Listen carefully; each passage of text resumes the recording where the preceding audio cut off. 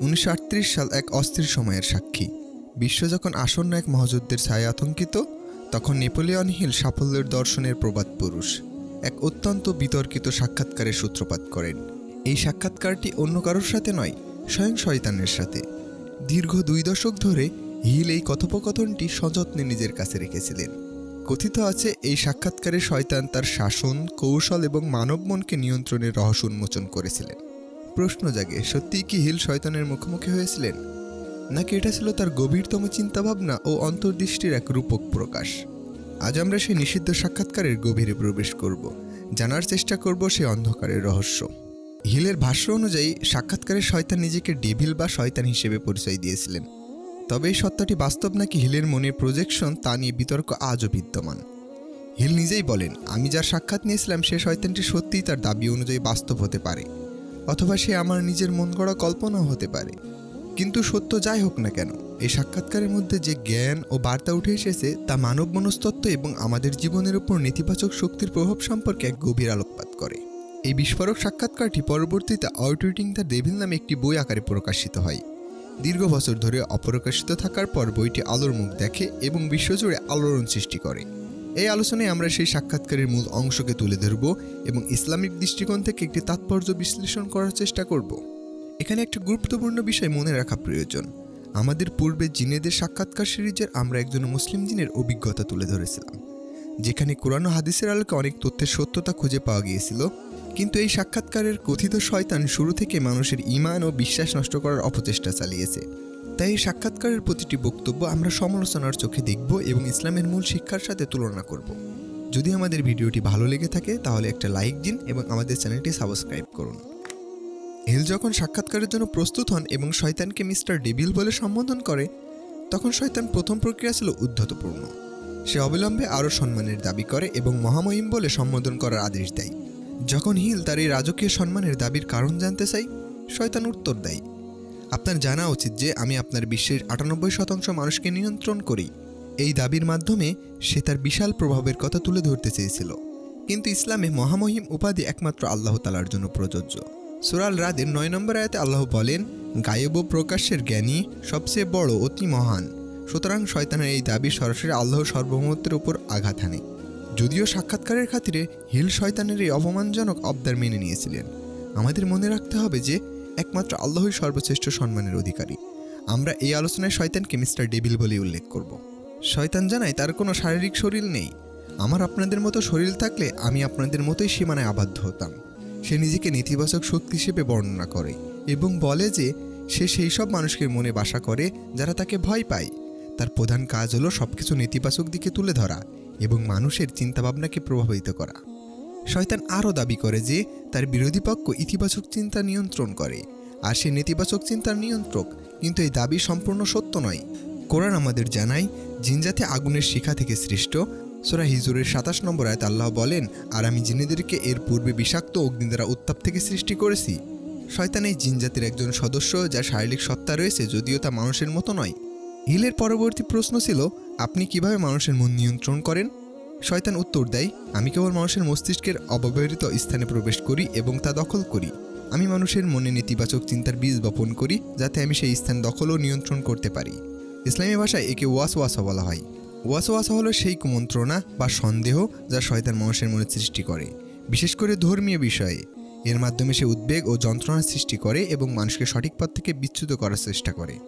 Hill জানতে চান মানুষের মন নিয়ন্ত্রণে শয়তানের কি কি কৌশল ও যন্ত্র আছে। শয়তান জবাব দেয়, নিশ্চিতভাবে আমি মানুষের চিন্তা নিয়ন্ত্রণ করতে কৌশল এবং যন্ত্র ব্যবহার করি এবং আমার যন্ত্র খুবই চালাক। মন নিয়ন্ত্রণের সবচেয়ে শক্তিশালী যন্ত্র হিসেবে সে ভয়ের কথা উল্লেখ করে। তার মতে দরিদ্রতার ভয়, সমালোচনার ভয়, অসুস্থতার ভয়, ভালোবাসা হারানোর ভয়, বার্ধক্যের ভয় এবং মৃত্যুর ভয়, এই 6টি ভয় মানুষের মনকে সবচেয়ে বেশি কাবু করে। এই 6টি ভয়ের মধ্যে দরিদ্র এবং মৃত্যুকে শয়তান সবচেয়ে কার্যকর মনে করে। তার ভাষ্য অনুযায়ী জীবনে কোনো না কোনো সময়ে এই 2টি ভয় সব মানুষকে শক্ত করে ধরে। শয়তান এই ভয়গুলোকে মানুষের মনে এমনভাবে গেঁথে দেয় যে তারা এগুলোকে নিজেদেরই চিন্তা বলে মনে করে। সে মানুষকে এই বিশ্বাস দেয় যে মৃত্যুর পরে অনন্ত শাস্তি অপেক্ষা করছে। যদি আল্লাহ ছাড়া কেউ শাস্তি দিতে পারে না, শয়তান মানুষের মনে এই ভীতি ঢুকিয়ে দেয়, তা নিয়ন্ত্রণ বজায় রাখে। আশ্চর্যের বিষয় হলো, শয়তান বলে যে অস্তিত্ব নেই এমন জিনিসের ভয়ও তার জন্য ততটাই উপযোগী যতটা অস্তিত্ব রয়েছে এই জিনিসের ভয়ে। যে কোনো ধরনের ভয়ই তারা দখলকৃত স্থানকে আরও প্রশস্ত করে। হিলের পর জানতে চান কারা শয়তানের চিরশত্রু। শয়তান সরাসরি হ্যাঁ না বলে উত্তর দেয়, এটা সঠিক নয় কিন্তু এটি সত্য। সে সঠিক এবং সত্য এর মধ্যে সূক্ষ্ম পার্থক্য তুলে ধরে। তার মতে সত্য প্রায়শই নেতিবাচক শুদ্ধতা বোঝায়, আর সঠিকতা বাস্তব ও প্রযুক্তির প্রেক্ষাপটকে ত্রুটিমুক্ত বোঝায়। হিল যখন শয়তানের আবাসস্থল সম্পর্কে জানতে চায়, সে উত্তর দেয়, আমি যেখানে ইচ্ছা করি সেখানে বাস করি। সময় এবং স্থান আমার জন্য অস্তিত্বহীন। সে নিজেকে একটি শক্তি হিসেবে বর্ণনা করে। শয়তান তার শারীরিক বাসস্থান হিসেবে পৃথিবীর মানুষের মনকে উল্লেখ করে। তার মতে সে প্রতিটি মানুষের মস্তিষ্কে একটি অংশ নিয়ন্ত্রণ করে। কতটা স্থান সে দখল করতে পারে তা নির্ভর করে সেই ব্যক্তি কতটা কম এবং কী ধরনের চিন্তা করে তার উপর। কিন্তু এখানে শয়তান আবারও মিথ্যা বলেছে। ইসলামী ইতিহাস অনুযায়ী আদম আলাইহিসসালাম এবং হাওয়া আলাইহিসসালামকে প্রথম চিন্তা করে প্ররোচিত করেছিল এই শয়তান। আল্লাহ তাআলা তাদের জান্নাতে বসবাসের অনুমতি দিয়েছিলেন এবং একটি নির্দিষ্ট গাছের ফল খেতে নিষেধ করেছিলেন। সূরা আল আরাফের 19 নম্বর আয়াতে আল্লাহ বলেন, হে আদম, তুমিও তোমার স্ত্রী জান্নাতে বসবাস করো এবং যেখান থেকে ইচ্ছা আহার করো, কিন্তু এই গাছের নিকটবর্তী হয় না, অন্যথায় তোমরা সীমা লঙ্ঘনকারীদের অন্তর্ভুক্ত হবে। কিন্তু শয়তান তাদের প্ররোচিত করে বলে, হে আদম, আমি কি তোমার অমরত্বের বৃক্ষ এবং এমন এক রাজ্যের সন্ধান দেব যা কখনো নিঃশেষ হবে না। সূরা আল আরাফের 20 নম্বর আয়াতে আল্লাহ বলেন, অতঃপর শয়তান তাদের উভয়কে কুমন্ত্রণা দিল যাতে তাদের লজ্জাস্থান যা তাদের কাছে গোপন রাখা হয়েছিল তা তাদের সামনে প্রকাশ করে দেয়, এবং বলল, তোমাদের রব তোমাদেরকে এই গাছ থেকে শুধু এই কারণে নিষেধ করেছিল যে তোমরা না আবার ফেরেশতা হয়ে যাও অথবা তোমরা অনন্ত জীবন লাভ করো। অর্থাৎ প্রথম প্রশ্ন এবং চিন্তা বীজ বপনকারী ছিল এই শয়তান। আধুনিক যুগে যদি আমরা দেখি তাহলে দেখব যে অবিশ্বাসীদের প্রধান হাতিয়ার হলো প্রশ্ন তোলা এবং সন্দেহ সৃষ্টি করা। তারা এত দ্রুতর সাথে প্রশ্ন ছুড়ে দেয়, অনেক সময় স্রষ্টার অস্তিত্ব নিয়ে গভীরভাবে চিন্তা করার সুযোগও পাওয়া যায় না। শয়তান মানুষকে বিভ্রান্ত করার জন্য এমন সব কৌশল ব্যবহার করে। তবে যদি সেই চিন্তা আল্লাহর নিয়ামত এবং সৃষ্টি নিয়ে হয় তাহলে অবশ্যই শয়তানের ওয়াসওয়াসা থেকে বাঁচা সম্ভব। গভীর চিন্তা এবং আল্লাহর প্রতি কৃতজ্ঞতা শয়তানের প্রভাবকে দুর্বল করে দেয়। এরপর হিল প্রশ্ন করেন, শয়তান বিরোধী পক্ষ কারা? শয়তান উত্তর দেয়, যারা মানুষকে নিজ উদ্যোগে চিন্তা করে এবং কাজ করতে অনুপ্রাণিত করে তারা সবাই আমার শত্রু। শয়তান আরও বলে যে সে তরুণদের মদ্যপান ধূমপান করতে শিখিয়ে তাদের মনকে কলুষিত করছে। তার মতে সিগারেট ধৈর্য শক্তিকে ভেঙে দেয়, সহনশীলতার শক্তি ধ্বংস করে, একাগ্রতার ক্ষমতা নষ্ট করে, কল্পনা শক্তিকে ম্লান করে এবং মানুষের মনকে সবথেকে কার্যকরভাবে ব্যবহার করতে বাধা দেয়। শয়তান জানে যে একবার কোনো খারাপ অভ্যাস গেঁথে গেলে তা অন্যান্য খারাপ অভ্যাসকে ডেকে আনে এবং মনকে নিয়ন্ত্রণ কেড়ে নেয়। বিজ্ঞানের গবেষণাও শয়তানের এই দাবির সত্যতা প্রমাণ করে।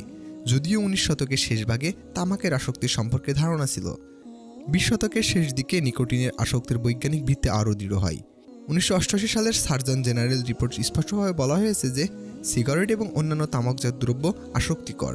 লক্ষণীয় বিষয় হলো এই সাক্ষাৎকারটি 1938 সালে নেওয়া হয়েছিল, যখন তামাকের আসক্তিজনিত প্রাকৃতিক সম্পর্কে বৈজ্ঞানিক গবেষণা প্রাথমিক পর্যায়ে ছিল। শয়তান স্বীকার করে, যদি সব মানুষ নিজের জন্য চিন্তা করতে দক্ষ হতো তাহলে আমি বিশ্বের 98% মানুষকে নিয়ন্ত্রণ করতে পারতাম না। স্বাধীন ও সমালোচনামূলক চিন্তাভাবনায় শয়তানের প্রধান শত্রু। এরপর হিল শয়তানের সেই গোপন কৌশলগুলো জানতে চায় যার মাধ্যমে সে মানুষের মনে প্রবেশ করে এবং তাদের নিয়ন্ত্রণ করে। তিনি শয়তানের কাছ থেকে একটি সম্পূর্ণ স্বীকারোক্তি দাবি করেন। শয়তান উত্তর দেয়, মানুষের উপর আমার সবচেয়ে বড় অস্ত্র হলো 2টি গোপন নীতি যার মাধ্যমে তাদের নিয়ন্ত্রণ করি। কিন্তু সেই 2টি গোপন নীতি কি? শয়তান কিভাবে মানুষের মনকে নিয়ন্ত্রণ করে এবং এই অন্ধকার শক্তির হাত থেকে মুক্তির উপায় বা কী? জানতে হলে আমাদের পরবর্তী পর্বের জন্য অপেক্ষা করুন। ততক্ষণ পর্যন্ত নিজের মনকে সজাগ রাখুন এবং শয়তানের কুমন্ত্রণ থেকে সাবধান থাকুন। যদি আমাদের ভিডিওটি ভালো লেগে থাকে তাহলে একটা লাইক দিন এবং আমাদের চ্যানেলটি সাবস্ক্রাইব করুন এবং ভিডিওটি আপনার বন্ধুদের কাছে শেয়ারও করতে পারেন। পরবর্তী ভিডিও আসা পর্যন্ত আপনারা ভালো এবং সুস্থ থাকুন। আল্লাহ হাফেজ।